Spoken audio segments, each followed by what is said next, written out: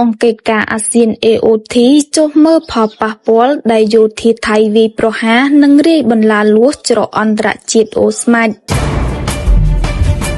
អភិបាលខេត្តឧត្តរមានជ័យលោកមានច័ន្ទយ៉ាដានៅថ្ងៃប្រហ័សទី8ខែមករានេះបានដឹកនាំក្រុមការងារចូលរួមជាមួយក្រុមអង្គកិច្ចការអាស៊ាន AOT ដើម្បីពិនិត្យផលប៉ះពាល់ដែលកម្លាំងយោធាថៃវាយប្រហារនិងរាយបន្លាលួសចូលមកលើច្រកអន្តរជាតិអូស្មាច់លោកមានច័ន្ទយ៉ាដាបានលើកឡើងថាបន្ទាប់ពីមានការរំលោភបំពានយ៉ាងធ្ងន់ធ្ងរពីកងកម្លាំងយោធាថៃដែលបានប្រើប្រាស់អាវុធធុនធ្ងន់ពីកងកម្លាំងយោធាថៃដែលបានប្រើប្រាស់អាវុធធុនធ្ងន់ផ្លោងចូលមកក្នុងភូមិសាស្ត្រទឹកដីកម្ពុជាដែលបង្កឲ្យមានការខូចខាតហេដ្ឋារចនាសម្ព័ន្ធក៏ដូចជាផ្ទះសម្បែងនិងទ្រព្យសម្បត្តិប្រជាពលរដ្ឋយ៉ាងដំណំនៅព្រឹកថ្ងៃទី8ខែមករានេះលោកបានដឹកនាំក្រុមការងារចូលរួមជាមួយក្រុម AOT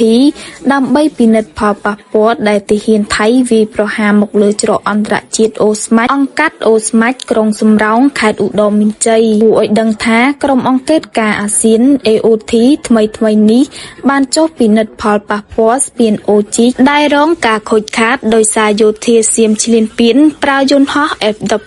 ទម្លាក់គ្រាប់បែកនៅស្រុកចុងកាល់ខេត្តឧត្តរមានជ័យព្រំប្រទល់ស្រុកស្រីស្នំខេត្តសៀមរាប